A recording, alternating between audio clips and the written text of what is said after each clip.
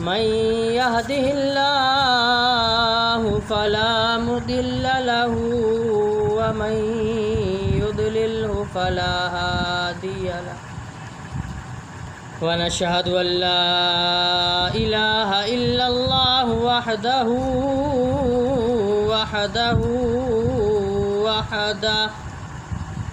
وحده لا شريك له وأشهد أن محمدا عبده ورسوله إن الله وملائكته يصلون على النبي يا أيها الذين آمنوا صلوا عليه وسلموا تسليما اللهم صل على محمد وعلى آل محمد كما صليت على إبراهيم وعلى آل إبراهيم إنك حميد مجيد اللهم بارك على محمد وعلى آل محمد كما باركت على إبراهيم وعلى آل إبراهيم إنك حميد مجيد کی محمد سے وفا تو نے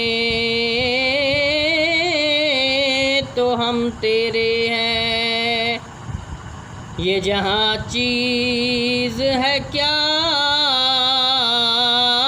لوح قلم تیرے ہیں نہ کر بندیاں میری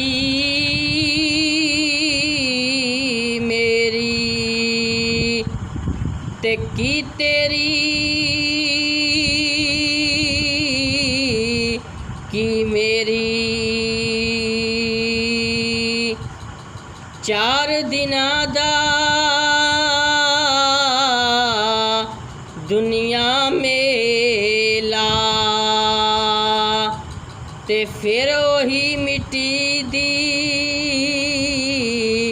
ڈھیری تے زیراں زبراں شداں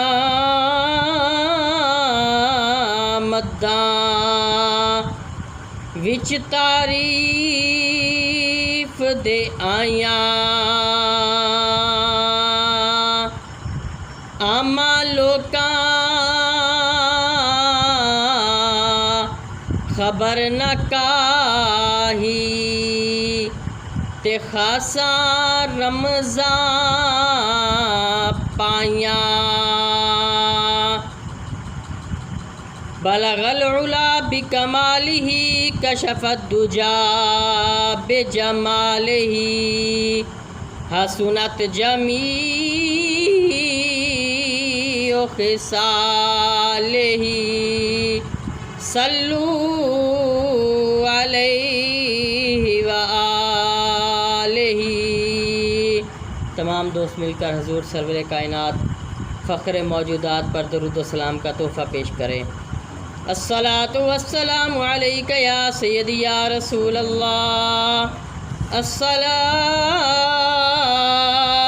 والسلام علیک یا سیدی یا حبیب اللہ الصلاۃ والسلام علیک یا جد الحسن والحسین وعلی آلک وصحابک یا اک محمد رسول اللہ پیارے دوستو اور نوجوان بھائیوں، دعا ہے کہ رب کائنات آپ کو اور مجھے آج کے اس دن 9 محرم الحرام اور 10 محرم الحرام کی شب پیارے نبی کریم در یتیم، رحمت للعالمین، خاتم النبیین، حضرت محمد صلی اللہ علیہ وآلہ وسلم کے آل کی قربانیاں اور ان کے جو ہم آپ کی اور میری خاطر جو قربانیاں دیں، رب کائنات آپ کو اور مجھے ان قربانیوں کو صحیح معنی سمجھنے کی توفیق عطا فرمائے، اور جس کی خاطر قربانی دی گئی، جس مقصد کی خاطر، اس مقصد کو اچھی طرح سمجھنے کی توفیق عطا فرمائے۔ پیارے دوستو، 10 محرم الحرام کی صبح جو 3 دن کے پیاسے معصوم بچے اور عورتیں، نوجوان، بوڑھے، تمام پر 3 دن کا پانی بند کر دیا گیا۔ 7 محرم الحرام سے پانی بند کر دیا گیا۔ چرند پئیں، پرند پئیں، جانور پئیں، کوئی بشر پیے۔ ابن زیاد کا حکم تھا کہ رسول اللہ صلی اللہ علیہ وآلہ وسلم کے گھرانے والے پانی نہ پی سکیں، جی، جن کی خاطر رب کائنات نے دونوں عالم بنائے، ان کے نواسوں پر، اور یہاں یہ کہنا کہ ان کے لخت جگر پر، کیونکہ آپ کے اور میرے لجپال نبی کی حدیث مبارک ہے کہ حسین میرے بیٹے ہیں، حسن اور حسین میرے بیٹے ہیں، جی۔ اسی عرض میں کہ آپ پر پانی بند کر دیا گیا رسول اللہ صلی اللہ علیہ وآلہ وسلم کے گھرانے پر، اور جو بدبخت یہ سوچتے ہیں اور یہ کہتے ہیں کہ 2 شہزادوں کی لڑائی تھی، ایک جیت گیا ایک ہار گیا۔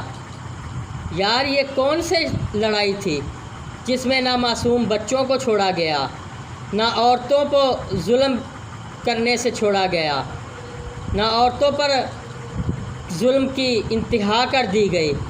یہ کیسی جنگ تھی؟ یہ باطل اور حق کی جنگ تھی۔ اور پھر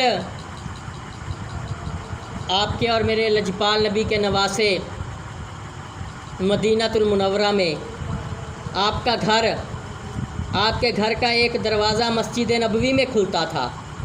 ساری زندگی آپ نے مسجد نبوی میں گزاری، اور پھر جب کوفے والوں کے خط آئے، کوفے والوں نے خط لکھے کہ ہمارا کوئی امام نہیں ہے، اے امام حسین آپ کوفہ تشریف لے آئیں، ہم آپ کے ہاتھ پر بیعت کرتے ہیں، آپ کو اپنا امام بناتے ہیں۔ اور کتب میں لکھا ہوا پڑا ہے کہ کئی ہزاروں کی تعداد میں خط موصول ہوئے، 1 2 4 10 یا 100 ہزار نہیں، کئی ہزاروں کی تعداد میں۔ اور پھر جب بھی آپ اپنے چاہنے والوں سے، اپنے دوستوں سے مشورہ کرتے تو آپ کو یہی کہا جاتا کہ اے امام حسین کوفے کی جانب سفر مت کریے گا۔ آپ جانتے ہیں کوفے والوں کے مزاج کو، کوفے والے اپنا مزاج پل بھر میں بدل لیتے ہیں، اور یہ وہی کوفہ ہے جہاں آپ کے ابا جان کو بے دردی کے ساتھ مسجد کوفہ میں شہید کیا گیا تھا۔ پھر آپ مشورہ کرنے کے بعد کچھ عرصہ پھر آپ رک جاتے ہیں، خاموش ہو جاتے ہیں، پھر دوبارہ خط آتے ہیں کوفے والوں کے، پھر آپ ذوالحج میں، جی، ذوالحج سے پہلے آپ تیاری شروع کر دیتے ہیں اور آپ مدینہ منورہ چھوڑتے ہیں۔ یار، وہ جگہ جہاں انسان ساری زندگی گزاری ہو، آج آپ اور ہم اپنا آبائی گاؤں نہیں چھوڑ سکتے، اپنی جائے پیدائش اس میں سے نکلتے وقت لاکھوں مرتبہ سوچتے ہیں، تکلیف ہوتی ہے، اور پھر وہ تو مدینہ المنورہ تھا۔ آج جو حاجی یہاں سے تشریف لے جاتے ہیں، اللہ رب العزت آئندہ سال آپ کو اور مجھے بھی حج اور عمرے کی سعادت نصیب فرمائے۔ اور جو حاجی تشریف لے جاتے ہیں حج کرنے کے لیے، اور پھر وہ چند دن وہاں رہتے ہیں۔ رہنے کے بعد جب واپس آتے ہیں، میں تو جتنے بھی حاجیوں سے ملا ہوں تو وہ کہتے ہیں کہ ہمارا دل پھٹنے کو آ جاتا ہے، دل خون کے آنسو روتا ہے، اور دل چاہتا ہے کہ کاش مدینہ المنورہ میں ہمیں موت آ جائے۔ یار تو 10 یا 20 یا 28 دن کے لیے عمرے کے لیے جاتا ہے تو تیرا آنے کو دل نہیں کرتا۔ وہ امام حسین جنہوں نے سارا بچپن، جوانی اور پھر جوانی کے بعد کے دن تمام عرصہ مدینہ منورہ میں گزارا ہو، انہوں نے کیسے دل پر ہاتھ رکھ کر اپنے نانا جان کا مدینہ چھوڑا اور مکہ المکرمہ کی طرف تشریف لے آئے اور حج کو عمرے میں تبدیل کیا۔ حج کو عمرے میں تبدیل کرنے کے بعد آپ کے ساتھ آپ کے بھائی اور آپ کے بڑے بھائی جان امام حسن علیہ السلام کے شہزادے اور آپ کی بہن سیدہ زینب بھی تشریف لے گئی، اور آپ کے ساتھی بھی ساتھ تھے۔ اور وہیں ایک نوجوان جو اپنی بیوی کو اپنے اس کے بھائی کے ساتھ جانے کی اجازت دے رہا ہے، اور چھوٹے 2 معصوم بچے وہ بھی اپنے ماموں جان کے ساتھ جانے کے لیے اجازت مانگ رہے ہیں، اور باپ ان کا اجازت دے رہا ہے اور ساتھ میں نصیحت کر رہا ہے کہ اے میرے شہزادوں، کل تمہارے ماموں جان پر اگر وقت آ جائے، کل کوفہ میں اگر یہ وقت آیا، جنگ کا وقت آ گیا، تو میرے شہزادوں تم ایک میری طرف سے اپنے ماموں جان پر قربان ہو جانا اور ایک اپنی ماں کی طرف سے ماموں جان پر قربان ہو جانا۔ اور اپنی بیوی کو بھی یہی نصیحت کر رہے ہیں کہ جاؤ اپنے بھائی کے ساتھ، اور کل کو اگر تمہارے بھائی پر وقت آ گیا، کوئی مشکل وقت آ گیا، اگر جنگ کی نوبت آ گئی، تو میرے دونوں شہزادوں کو اور اپنے ماموں پر وار دینا۔ اور وہیں وہ شہزادے جن کی عمر 9 اور 11 سال لکھی گئی ہے، وہ شہزادے بھی آپ کے ساتھ سفر کرتے کرتے کربل کی زمین پر پہنچ گئے، کربلا کی زمین پر پہنچ گئے۔ اور پھر وہاں جو باتیں ابن زیاد کی طرف سے جو لشکر بھیجے گئے اور جو آپ نے پہلے اپنا سفیر بنا کر بھیجا تھا، اسے بھی شہید کر دیا گیا، اس کے معصوم بچے انہیں بھی شہید کر دیا گیا۔ مسلم بن عقیل کو، آپ کے بچوں کو بھی بے دردی کے ساتھ شہید کر دیا گیا۔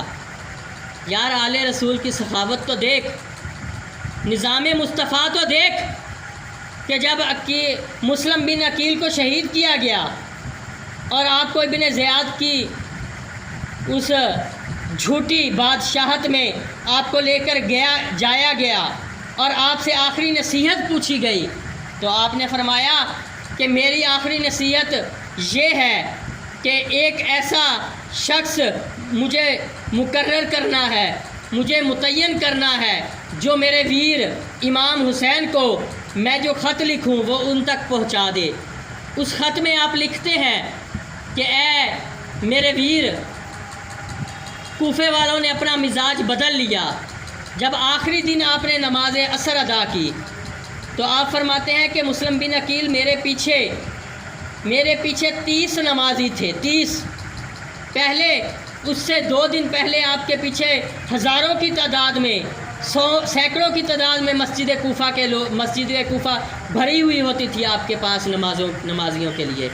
اور پھر 2 دن بعد جب ابن زیاد کو وہاں کا گورنر بنا کر بھیجا گیا، اس نے کہا کہ یزید کے حکم سے ایک ایسا گروہ، ایک ایسا جو ٹولی آ رہی ہے، ایک ایسی بہت بڑی ایک ٹولی آ رہی ہے جو آ کر تمہارے بیوی بچیوں کو مار دے گی بے دردی کے ساتھ۔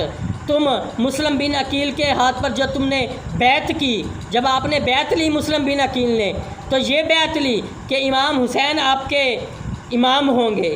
آپ نے امام حسین کی طرف سے بیعت لی کہ تم نے جو بیعت لی ہے اس کو چھوڑ دو۔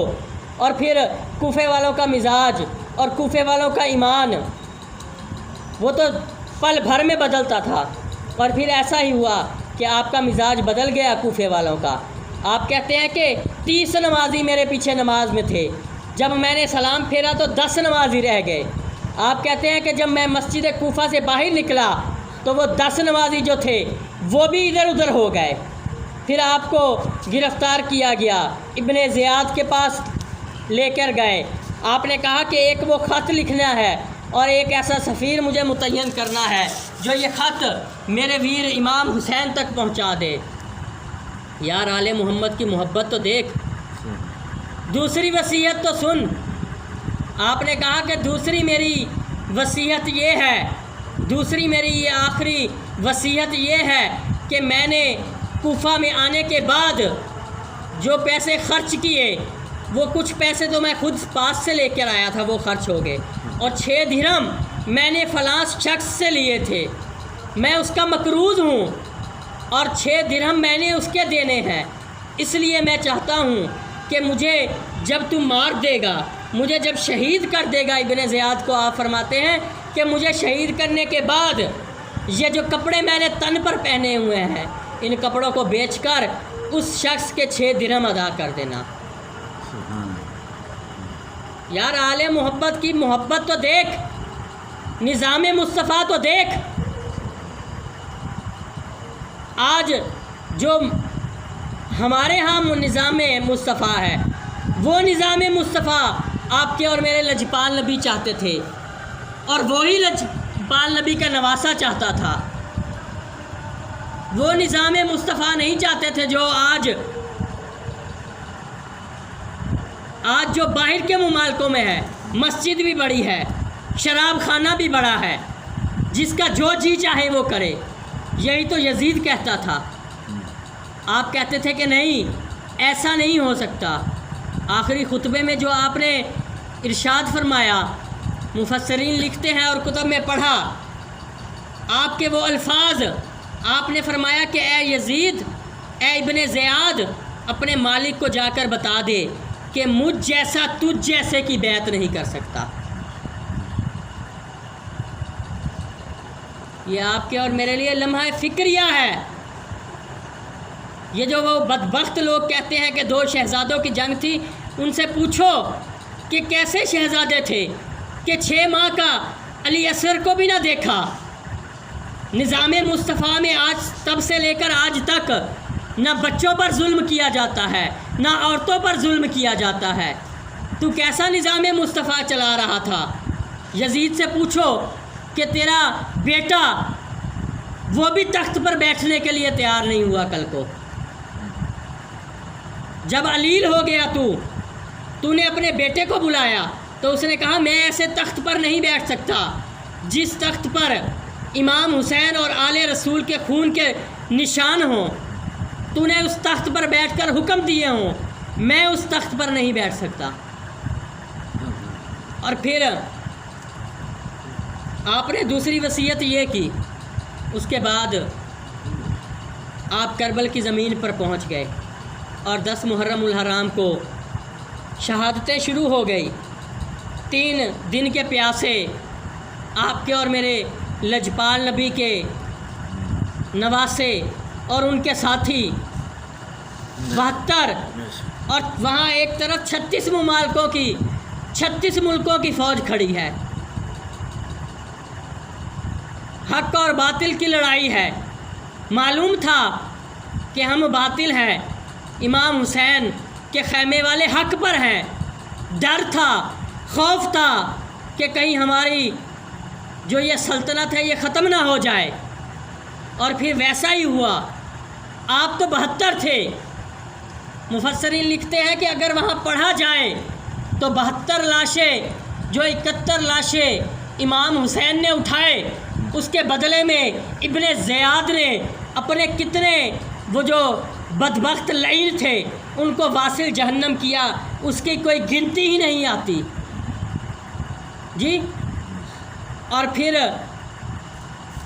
جب علی اصغر بھی شہید ہو گیا، علی اکبر بھی شہید ہو گئے، امام قاسم بھی شہید ہو گئے، قاسم بن حسن بھی شہید ہو گئے، اور وہیں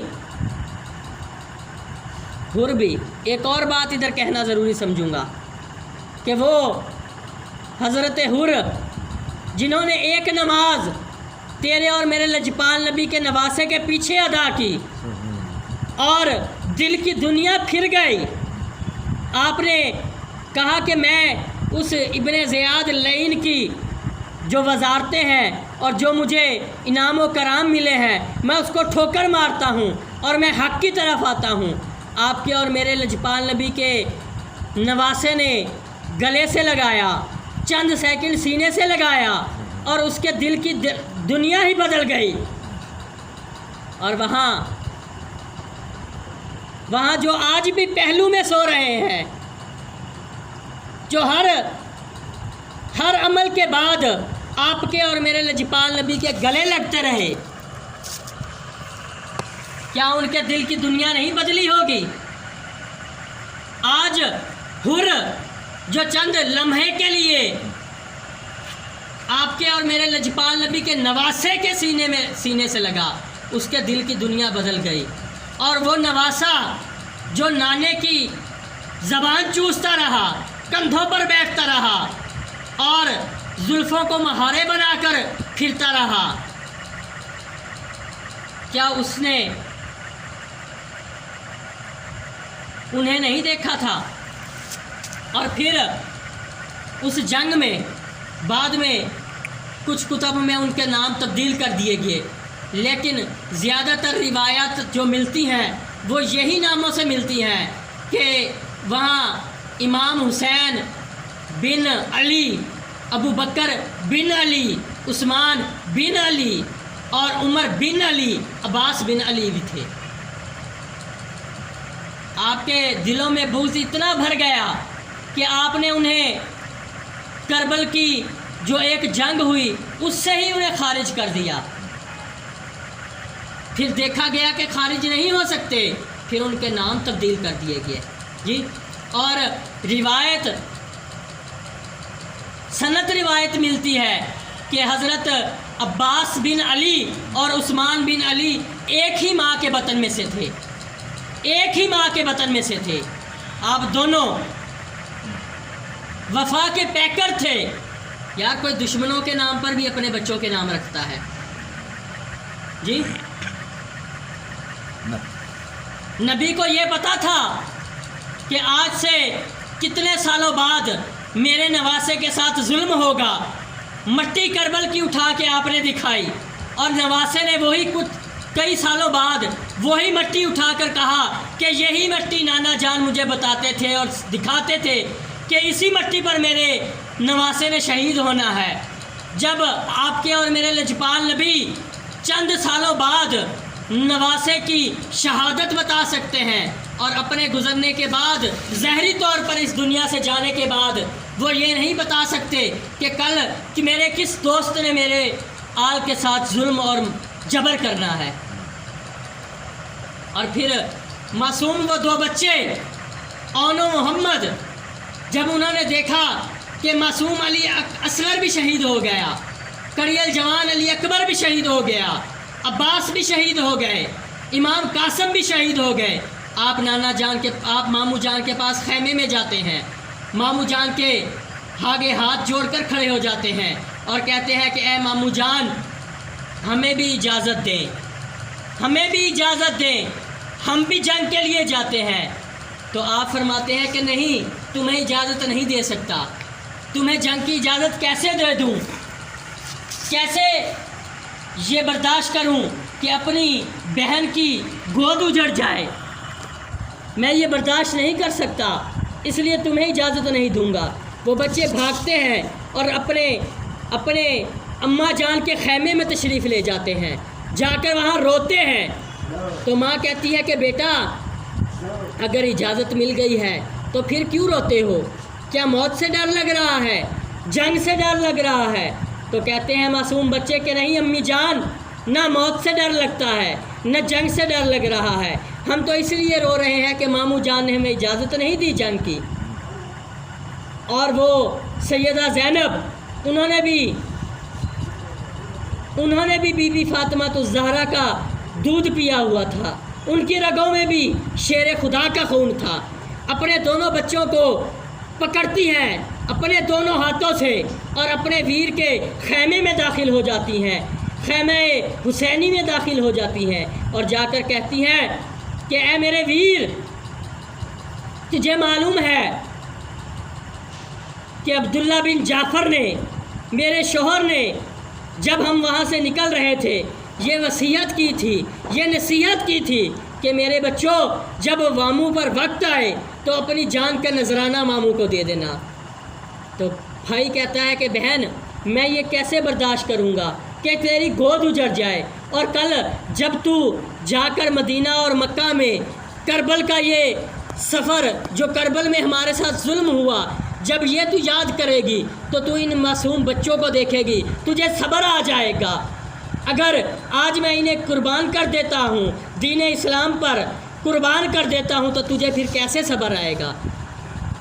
آپ رونے لگ جاتی ہیں اور کہتی ہیں کہ اے ویر، آج میں ادھر مسافر ہوں اور میں نے نانا جان سے سنا تھا کہ جب مشکل وقت آ جائے، جب کوئی تکلیف آ جائے، جب وقت مشکل آ جائے تو صدقہ دینا چاہیے۔ اے ویر، میں بھی تیرا صدقہ دینا چاہتی ہوں۔ آج میرے ویر پر مشکل وقت آ گیا ہے، آج میرے ویر پر سختی آ گئی ہے اور میں اپنے ویر کا صدقہ دینا چاہتی ہوں۔ فرمایا کہ زینب کیا صدقہ دو گی؟ یہاں تو ہم مظلوم ہیں، ہمارے پاس پانی کی ایک بوند بھی نہیں ہے، یہاں تم کیا صدقہ دو گی؟ تو کہتی ہیں کہ اے ویر، اگر میں مدینہ المنورہ میں ہوتی اور تجھ پر کوئی مصیبت آ جاتی، میں کوئی گائے ذبح کر دیتی، کوئی میگا ذبح کر دیتی، کوئی دمبا ذبح کر دیتی، کوئی اونٹ ذبح کر دیتی۔ آج میرے ویر تجھ پر مصیبت آئی ہے، آج تجھ پر مصیبت آ گئی ہے، میں اپنے یہ اون و محمد اون اپنی طرف سے تجھ پر صدقہ کرتی ہوں، اور محمد اس کے ابا جان عبداللہ بن جعفر کی طرف سے تجھ پر صدقہ کرتی ہوں۔ میرے یہ دونوں بیٹے میں تجھ پر صدقہ کرتی ہوں۔ اور پھر خیمے کی جانب اپنے بچوں کو لے جاتی ہیں۔ بھائی خاموش ہو جاتا ہے، خاموشی کا مطلب رضامندی ہوتا ہے۔ اور پھر بھائی بھتیجوں کو، اپنے بیٹوں کو لے کر اماں جان خیموں کی طرف چلی جاتی ہے، خیموں میں جا کر انہیں نئے کپڑے پہناتی ہے، ننھی ننھی تلواریں اپنے بچوں کے ہاتھ میں دیتی ہے۔ کچھ وقت لگ جاتا ہے، بہن کے دروازے پر، بہن کے خیمے کے باہر امام حسین آتے ہیں اور کہتے ہیں کہ بہن کیا ہوا؟ کیا اپنا ارادہ تبدیل کر لیا؟ کہا نہیں ویر، ارادہ تبدیل نہیں کیا۔ ماں کے بہت چاہ ہوتے ہیں کہ بچے بڑے ہوں گے، انہیں اچھے کپڑوں میں دیکھوں گی، ان کی شادیاں کرواؤں گی، انہیں اچھے اچھے لباس پہناؤں گی، وہی چاہ پورے کر رہی ہوں۔ آج اپنے بچوں کو اچھے کپڑے پہنائے ہیں، انہیں ننھی تلواریں دی ہیں، میرا ویر اب انہیں گھوڑوں پر سوار کرتے ہیں۔ ایک کو امام حسین نے، تیرے اور میرے لجپال نبی کے نواسے نے، اپنے ہاتھوں پر پاؤں رکھ کر گھوڑے کی زین پر بٹھایا، اور پھر دوسرے کو اماں جان نے، اس کی ماں نے اپنے بیٹے کو گھوڑے پر سوار کیا، اور پھر بیٹے اور دونوں بیٹوں کو نصیحت کر رہی ہیں کہ اے بیٹے، دو نصیحتیں یاد رکھنا۔